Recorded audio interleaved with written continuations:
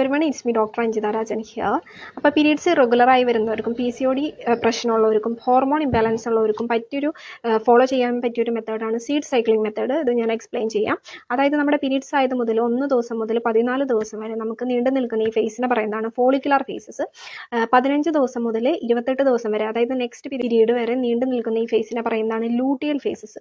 അപ്പോൾ നമുക്ക് ഈ രണ്ട് ഫേസസിൽ നമുക്ക് ഈസ്ട്രോജൻ പ്രൊജസ്ട്രോണെ ബാലൻസ് ചെയ്ത് പോകേണ്ടത് വളരെ അത്യാവശ്യമാണ്.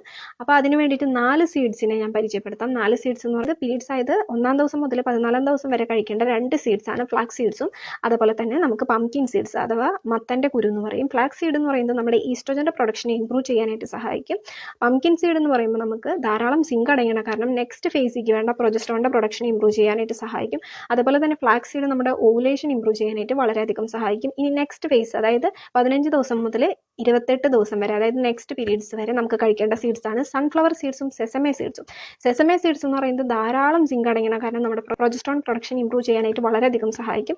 ഇനി സൺഫ്ലവർ സീഡ്സിൽ എന്ന് പറയുന്നത് വൈറ്റമിൻ ഇ അതുപോലെ തന്നെ സെലീനിയം അടങ്ങണ, കാരണം വൈറ്റമിൻ ഇ എന്ന് പറയുന്നത് പ്രൊജസ്ട്രോൺ പ്രൊഡക്ഷൻ ഇംപ്രൂവ് ചെയ്യാനായിട്ട് സഹായിക്കും. സെലീനിയം എന്ന് പറയുന്നത് നമ്മുടെ ലിവറിലെ എക്സസ് ആയിട്ട് വരുന്ന ഈസ്ട്രോജനെ ഡീടോക്സ് ചെയ്യാനായിട്ട് സഹായിക്കും.